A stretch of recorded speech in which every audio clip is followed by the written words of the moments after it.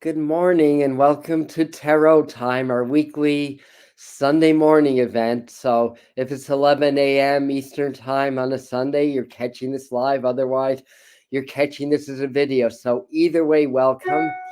And let me turn the pings off. What's going on? We have a new moon coming up tomorrow in Virgo. And yeah, the Virgo is really about healing. It's about routines. It's about getting grounded. And it's interesting that, well, actually, it's changed in some parts of the country, but it's interesting how, like, school starts during the Virgo sun, during the Virgo season, although in some states it's starting in Leo now.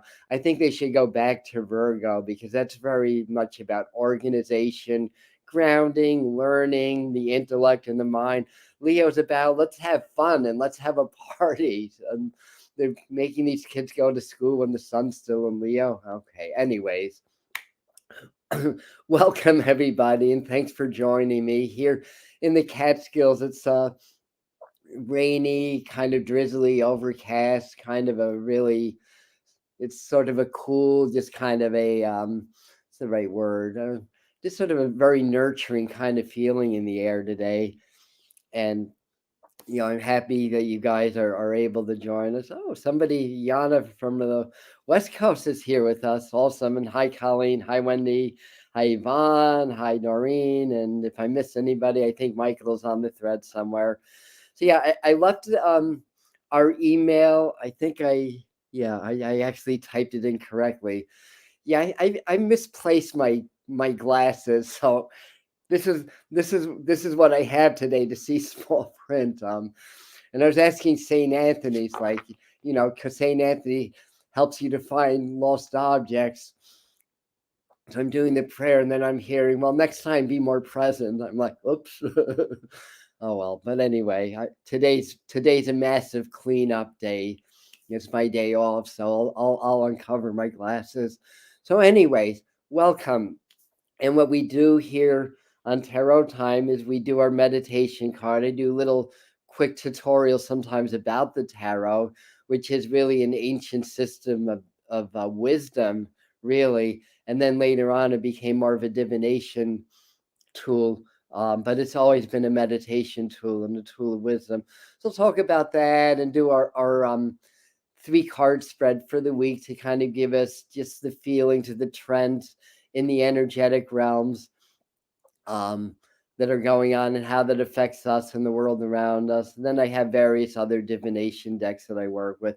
I always do a meditation card also. Hi, Robin, welcome. And Wendy and Michael, yes, I'm here.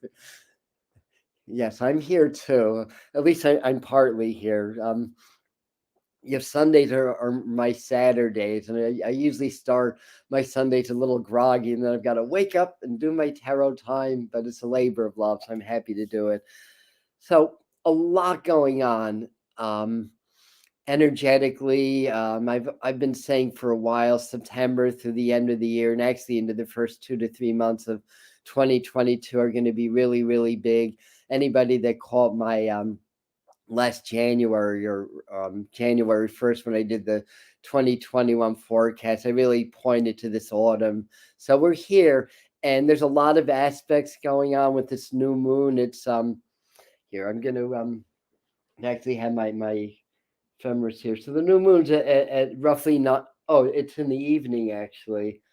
So it's tomorrow evening at 8:52 in Virgo. And what this is, and there's a lot of aspects too. And Armand Diaz for Integral Astrology does a very detailed forecast, and I think it's coming out on Mondays now, so you can catch that on the Integral Astrology channel. But quickly, the Venus Pluto square got my attention. It's happening tonight.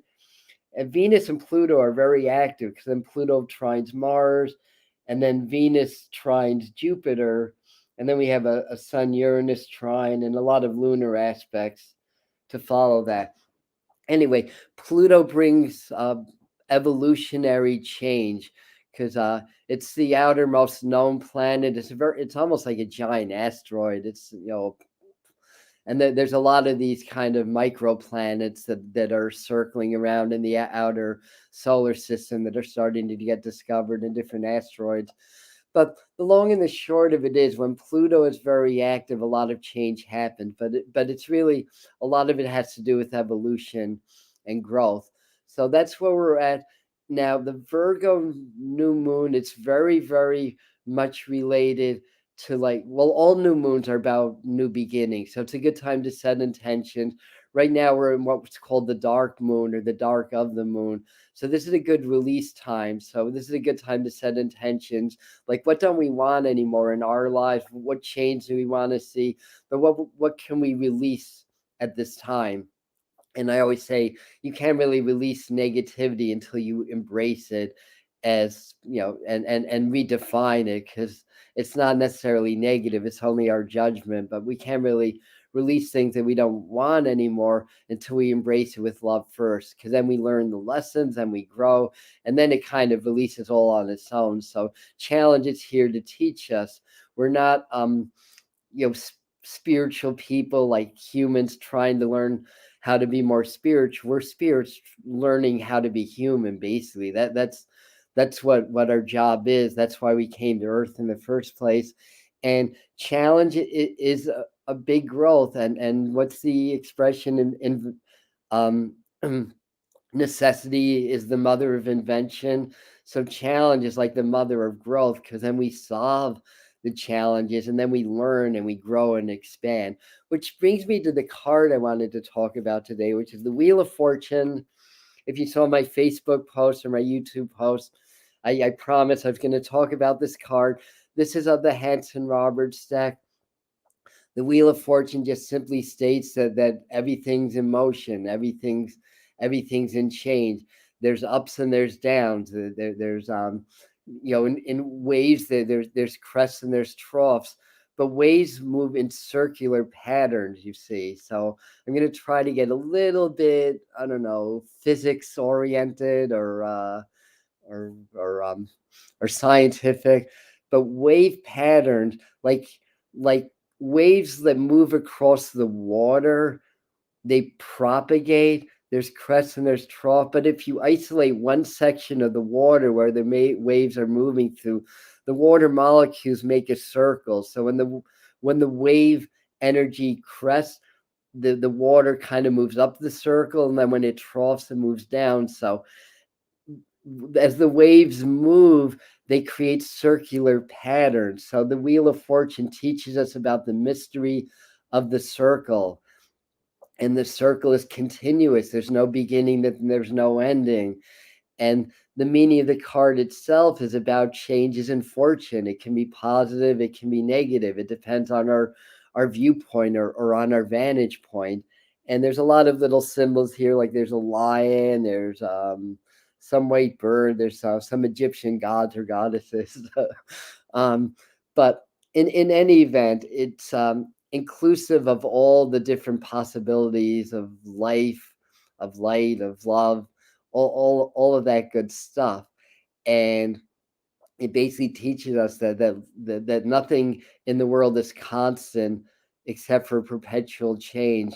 And as the waves of energy move through us and around us, they leave us in these little eddies, in these little circles, and we can kind of stay in the loop, or we can move with the tide, so to speak, or move with the current, or move with the waves. And so this is the lesson of the Wheel of Fortune. It's about the planet Jupiter. Jupiter's about growth and expansion. And often this comes up in tarot readings, it's good news, because it's good fortune. And of course, they did this long-running TV show called The Wheel of Fortune also. So it's interesting. So how do we learn? How do we grow? And how do we evolve through the energy of this card? We do this by understanding that the circle has no circumference.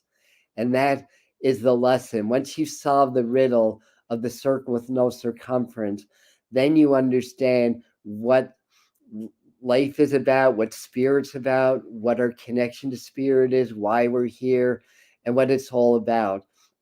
So this is the the what's the word? The enigma of the day, um, or the cue or question of the day. How do we solve the riddle of the circle? We understand that the circle has no circumference. It's always changing. It's always evolving. It's never stagnant. So, moving right along, let's pull a meditation card for the day. um, I'm seeing a lot of twos as I'm mixing the cards up. I'm seeing the Lover's card. I'm seeing the Two of Wands. Um, the Lover's card is about Gemini, which is a sign of duality. The twins, um, and of course twos are twos. And I'm actually on my birthday, which is later this month, and I'm starting my universal 2 year. Or my personal 2 year. It's a universal 5 year numerology, but I'm starting my personal 2 year, which is about the moon, and it's about partnerships, and it's about growth through connections. And so I'm leaving my new beginning year and coming into my 2 years, which is very interesting. YouTube all started. I mean, the idea started on my 9 year, but the execution really got going on my 1 year. So, anyways, I always like to do a meditation card. It's gives us a good vantage point to approach the energies of the week in our personal work. This is the card they want me to pull. I gotten this one before, so and I like this card because Pentacles is about the earth. It's about physicality, sometimes money and success.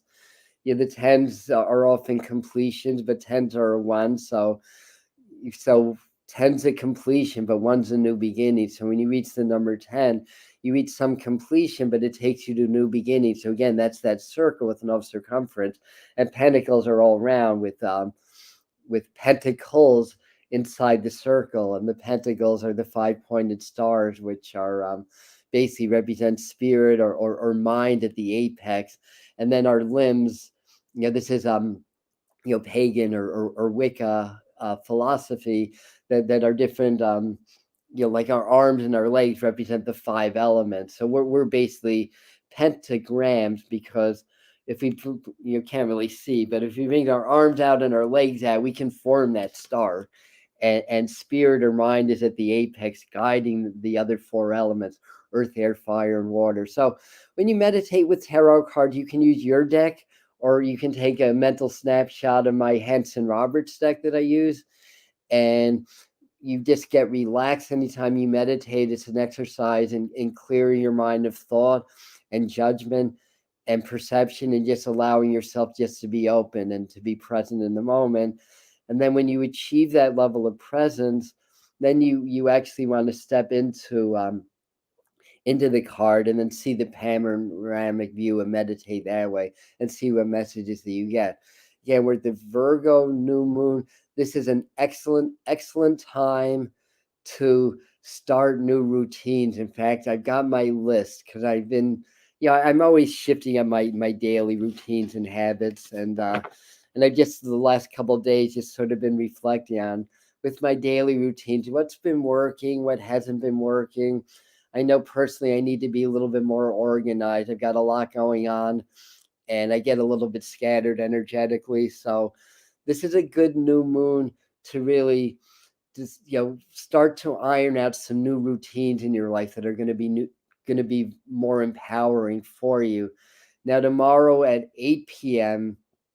Eastern time, our time, Heather Istara, our healer that you've met a couple times on the Medium channel, and myself, we do every new moon, we do a free Zoom meditation. Heather does a healing transmission, then I do my energy transmission. So I don't know exactly what I'm going to do yet. Sometimes spirit tells me, although they're saying something about the angels, about Archangel Raphael. Okay, because Virgo's also about healing, and it's the 6th house, so it's about work, it's about routines, it's about structure, but it's also about health and healing. And this is a good time. Just once we hit anytime tomorrow up until I think on Monday around 3 in the afternoon, the moon goes void, of course, before it goes into Libra later in the day. Um, or Tuesday, I mean. Tomorrow's Monday. Tomorrow's the new moon. So, you know, you can do the meditation tomorrow night with us. You can do it on Tuesday, and you can do your planning and your new routine, say, anytime up to around 3 or so on Tuesday. Once the moon goes void, of course, it kind of loses its identity, and we kind of get a little bit fuzzy and ungrounded until it reaches its next sign, which will be Libra, which that'll happen later on Tuesday. So let's do our 3 card spread. Hi, Linda, Laura, and somebody new, I think. Hi, Dave, is it? And Robinson, yes. New routine, yes. So I've got mine all ready to go. I've been writing a few things down, and again, we're the Wheel of Fortune is very relevant. We're in the turning of the wheel. Everything's changing, and if we do it the right way, then our next stop on the wheel or the next turn can be in a more spiritual direction and a more empowering direction. And I think that is really the idea. It's a time of empowerment. It's interesting that the Judgment card, which is about awakening, just happened to fly out of the deck. So we'll include this as part of our 3 card spread, even if it doesn't show up. Oh, and then this one popped up also. So judgment and justice have a very similar resonance in a way, because it's often taken as things that are happening for balance and decision making and finding things like that as well. So that's part of it. Balance is important. And the Judgment card itself, it's Archangel Gabriel, Archangel of Water, Archangel of the West, that often blows the horn. So Archangel Gabriel is associated with awakening, with global and personal awakening, as well as communication, as we all know. So anyhow, just looking at the raindrops as I'm clearing my mind and pulling cards. I think I need to clear my mind a second. Okay. Good time for a new exercise routine. Somebody here's thinking about that because I was doing that. I was just seeing seeing somebody like on the treadmill. Okay. Well, firstly, the Judgment card came back, although it's upended. It's not upright. And then the Star cards, we've got a predominance of the major arcana cards, which often depict shifts of consciousness or shifts of global awareness and stuff like that. And then we have the the Queen of Swords as our outcome card. Very, very interesting stuff here. So the thing is, what I'm seeing from this for us as a collective group, as well as society in general, a lot of things getting upended. Don't get blindsided is the message that I'm hearing as I'm looking at this. We have to make our decisions because judgments can be about our decisions. It's key 20 in the tarot. It's about the awakening. It's about the renewal. And it's reversed. It doesn't mean it's bad or anything like that. I mean, these are 2 really good cards, but the fact that they're reversed is interesting to me because, we may find that we have to try a little bit harder to stay in our power, to stay in our center, to stay in our focus. And, I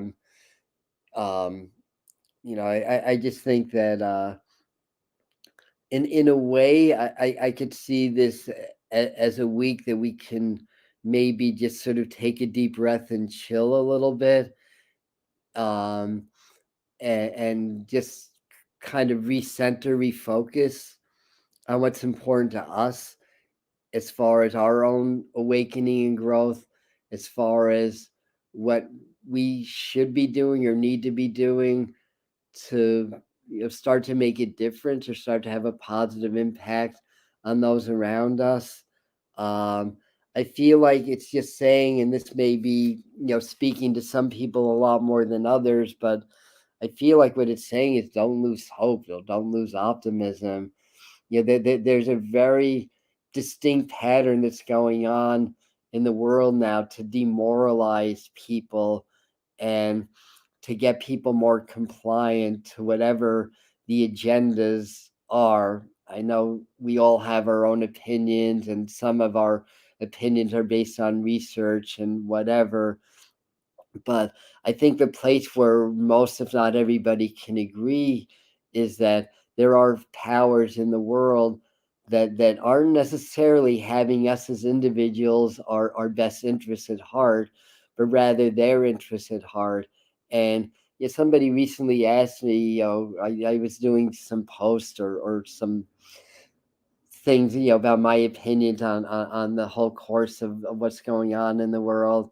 And they would just ask me, are you, it sounds like you're a conspiracy theorist. And I'm like, well, I don't really believe in the popular conspiracies. So I wouldn't call myself a conspiracy theorist. But what I would say is that I do believe in a lot of high level corruption, because I've seen that my entire life, and history is filled with that. And I do believe that that's where the conspiracies are. It's the corruption. It's the basically the flow of power and money that's benefiting a minute few, while a huge many, you have to suffer the consequences of that. And like, if anybody saw the movie Thrive back when it was going around on the internet, I think that was what, around 2008 or so. They explained it very well, and the bottom line is, you follow the flow of money, follow the flow of power, and then you'll have a pretty good idea, at least conceptually speaking, on where the true conspiracy theories are, and what's being thrown out at us to distract us. You're kind of putting us on these wild goose chases, in my opinion, anyway, with these wild stories and these wild conspiracy theories.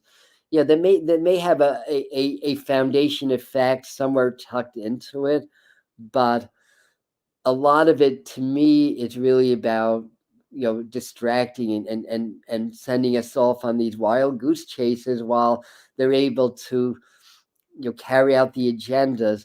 But the thing is, those that are in power and control, the reason they're in part of the reason that they're in control, it's not just that they have the resources and the money and the backing, it's that they also understand spiritual concepts, like everything is energy, and that everything's consciousness. And if you can shift consciousness, you can make people very compliant to bend to your own will, so to speak. So they know that humanity's awakening, and there's a lot of blocking energy towards that. So and I think eventually they're going to want to control the awakening also, once it becomes inevitable. But anyways, I think that because I think the judgment, I think a lot of this is speaking on large scale activities. Um, but this outcome card is interesting because it's the Queen of Swords, and as I'm looking at this, the expression in my mind, the pen is mightier than the sword, comes up in my mind. And I feel like they're saying, for those of us that feel motivated to maybe challenge the system or whatever, to not to use strategy. In other words, my feeling is that we need to really understand how to get out of the reactive mind and get more into our spirit minds. And you only can do this through the power of repetition, for intention and setting repetition. Like, what sets you off in your environment? I sure the heck know what sets me off. And we are, I think, unless you're Gandhi, or you're much more enlightened or much farther on your spiritual path than I am, I do believe that we all react, that we all get set off by certain things. And in order to change that, don't get frustrated or angry at yourself, because that's a reaction also. You have to kind of do the opposite and accept the fact that you're human, that you have an ego, and that you're programmed by society to think, feel, and respond in predictable ways to events in the society, and not fight it. Be the observer of that, and then when you can step out and observe that, then for that instance, you're no longer the program. You're not a set of conditioned subconscious responses anymore. You're observing them. And when that becomes your new habit, then you start to learn what the programs are, how they came to be, and how to permanently change them. And I do believe that that's what the Queen of Swords is telling us. I feel like she's telling us to maybe do our journaling if we've slacked off a little bit, or if we don't journal. Journal and journey had the same prefix for a reason. So I do believe that that's a big part of that energy. This has a very air fire connection, although queens represent water. um, Air of the mind, fires of action. So this is the time to, and Virgo's also of the mind because it's a Mercury ruled sign, and the moon is coming into Virgo. Maybe it's already in Virgo. That I don't know for sure. Um, but new moons happen because the sun and the moon are conjunct, so they're always going to be in the same sign in a new moon. So when we have all that Virgo energy, the sun being our outer expressions, the moon being our inner qualities, are conjunct and in balance, that's the power point for everybody. And depending on your sign or your aspects or what's going on in your life, you can focus your new beginnings on the new moon, and shift your vibration and energy. So I feel like the Queen of Swords is saying you stop reacting, but you stop reacting by not resisting, but rather going with it. Yeah, because what we resist persists, and the reason that is because when we resist something, we're resisting looking at it, and we're resisting understanding it. So it's going to persist. But if you allow it to be, we're humans, we're animals. We survive. Our survival instincts have been socially conditioned in this modern society, to for a lot of different reasons. But the point being is that we have to embrace that. We have to understand that survival isn't always pretty. And when it's taken into the context of our social lives, because in today's world we don't have to like fend off marauders, although maybe we do sometimes, or wild animals or stuff like that.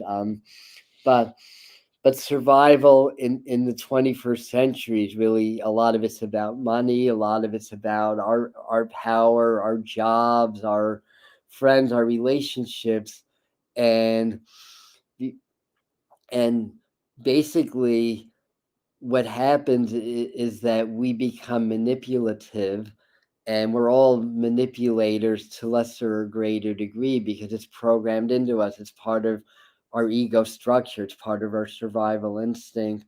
And so the idea is don't try to hide from the ugly parts of yourself. That's actually a very useful power that we all have, but it's the dark sides of our nature. There's a beautiful original Star Trek episode about that. I forgot the title of it, but it's when Captain Kirk got divided into two, and then there was a good, benevolent Kirk, and then there's a really evil Kirk that was you're trying to sleep with the women and to have all the power and control and this, that, and the other thing. And what they found is that the good Kirk just lost all of his drive, lost all of his ambition. He was too good, and that he needed that dark side. He needed that raw survival humanness in order to be the captain of his own ship. So that's the message I believe that we're being given at this time. So, anyways, moving right along. What should we do? I want to do a Native American card because I just love all the indigenous cultures, and of course, being an American, I really gravitate towards that also. Um, So these cards are interesting. There's a lot of wisdom. This is the one they want me to pick, and the card I got is contentment. It's I think it relates to the Six of Cups in the regular tarot. Um, so here's contentment. There's kind of shadowy figures in the sun. There's three of them. They're kind of bending in different directions. Um, the symbolism of the three, that's Jupiterian. Um, and I was talking about the Wheel of Fortune. These three figures, they're kind of looking in different directions, and the sun's on them, and they're journeying. I'm trying to just kind of get what the message that they're giving to me, so I can translate that to you as well. It just to me feels like, because the idea is, they're in the desert, the sun's shining. They, to me, they feel like they're thirsty. They're wanting to maybe, give up the journey or whatever. But the sun's shining, and these gourds, which hold water, are all around them, and they're not really seeing them. So I just feel like it's saying, we're coming into a time, and we may find this in our personal lives where the journey gets a little bit tough, but the horse will keep going. We just have to, not be so disparate, because the number three is about growth and expansion. But we want that nature of threes to be in alignment, so that we can move together with all of our different aspects all aligned. So I think it's telling us maybe to redefine our goals, redefine our journey, redefine our steps. We're coming into the shadow of, or actually the approach is called the Mercury retrograde. And on September the 9th, Sharita Starr, who's works with us, brilliant numerologist and astrologer, Heather and I are going to do a presentation on Zoom. That's going to be November the 9th. Now, at the very top of the comments streams, I left the email. If you want more information, you can email us, or go to our website, atombetweentheworlds.com, to the event page, and you can get more information on the Mercury retrograde.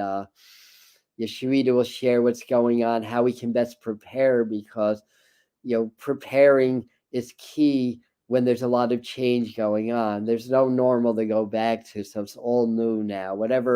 However the virus and all that stuff plays out, we're not going to go back to anything. We're just going to keep going forward. And it's interesting because I lost the card, but that's what the card was doing also. It was going forward, even though the people were kind of, one was looking down, one was looking ahead, one was looking behind. They were all shadow figures. So this is the time we're coming into. We have to keep going. We have to keep our faith. And horses represent freedom. They represent power. So stay in our power. Let me do an animal card. And I know I'm having such a hard time keeping these to a half hour these days. Hi, Susan. Welcome. So this is the one that they want me to pick. A gorilla. The gorilla says, take the time to listen compassionately to those you love, especially your family members. Yes, so listen to those that you care about. This is part of the Wheel of Fortune, the three, the Jupiter energy. Part of that is the community, and we're in the Aquarian age. We're cusping into the Aquarian age now. So this is the time to basically really connect, like community, communication. There's no coincidence that they're the same prefixes: community, communication, commune. All of that connects in the same energy. That we're being called upon to connect with each other, not to divide. Part of the agenda is to divide, and dividing weakens us. Connecting strengthens us, because we're naturally connected through the heart center. And so to understand if you're have more, like, say, left wing ideals, the right wing's not your enemy, and the same holds true the other way around. If you're for doing the COVID vaccines, and you believe everybody else should, that's that's fine. But the person that's against it isn't your enemy either. You have to understand that there's different viewpoints and different perceptions, and we have to do what we feel is right for us, but right for our community also. So these are things to take into consideration. But the point being is not to look at the other side as the enemy. Rather, try to understand the other person's point of view and the other side's point of view, because there's a common enemy that we're fighting, that's trying to keep us disempowered and separated. Because when we connect, then we get stronger. When we get organized as a group, we're a lot more efficient than when we're a bunch of individuals running around doing our own things. So, um, so last but not least, let's see what our angel message is. And as I'm doing this, I'm trying to think, what else do we have going on? I don't have the dates yet set for my mediumship on YouTube. I do that somewhere around I think it's going to be the 21st of September, actually. But I don't have that written in stone. But every 8 times a year, I do a little bit of free mediumship here on the channel, and a lot of you tune into that. And we'll also do a full moon, because that's, I think, the 20th, or yeah, the full moon's the 20th. So I'll likely do a full moon activation with the archangels here on the medium channel. Oh yes, and if anybody wants to develop their mediumship skills, I'm bringing back a mediumship complete level 1 course. I did that in the winter. We had a rather large group for that. It was a great course. I'm going to repeat that again, and that's going to start on the 16th of September. That's a 5-part, 10-hour certification course.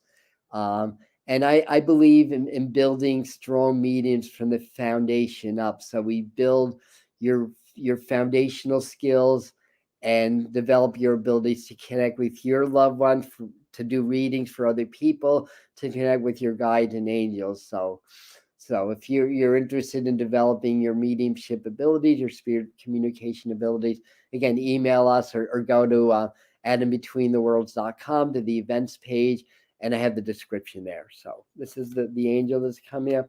Aurora, she's come up before. And that's what she looks like. I think this is the one about flying high, but let me see what she's saying. You are flying high right now, which may threaten others, but don't descend. Because others will soon become inspired by your example. And I'm just going to leave you with Marianne Williamson's well-known quote, that it's not being powerless that you're afraid of, it's being powerful beyond measure. And there's definitely a reason for that. And um, I can kind of look at my own example. For many, many, many years, I was very comfortable being, this proverbial big fish in this small pond of Woodstock. It's like, oh yeah, I know who Adam is. Yeah, he's the medium, right? It's like people know me here. But at some point, this was right around New Year's 2020. Spirit came through New Year's Eve. You Almost 2 years ago now, a year and a half ago, and I just got the message, start a YouTube channel. That it's time. And I was like, okay, I never been good on camera or whatever, so I reprogrammed. I did my affirmation and my work and practice, and here I am. But the idea is, being in a small secluded space is very safe. Now that I'm, basically anybody in the world could be watching me. It's like the scrutiny of the entire planet is on me now, and I have to learn to be okay with that. So being powerful means you have more responsibility, like you're more visible. And therefore, you're subject to criticism, you're subject to negativity. When, like the card is saying, when you're flying high, people get jealous, they try to pull you down. We're, a lot of us are empathic, like we feel things and it's uncomfortable. So we really have to be okay with being very powerful. That I feel like that's the message to leave you guys with. So anyway, hi Janice, welcome. Yes, well, you know where to find the replay. So anybody that came in later, or if you want to share this with people, this is about creating community. This is about growth. This is about expansion. That's what we do here. If you like what I do on the Medium channel and you want to share this with friends, by all means, let's grow this community. And I have an inner core group now. It's the Spirit Mind family, where I people that want to delve deeper into the topics that I cover on the Medium channel. And it's a donation program. It's called crowdfunding. It's on Patreon. It's very inexpensive, by the way. So if you want to be part of that, a lot of exclusive content that I don't share anywhere else, lots of good stuff there. And then, you're supporting our efforts to help to get the word out to more people. So if that's at all interesting to you, it's patreon.com, and it's the Spirit Mind family. I'll just quickly type this up, because I can do it.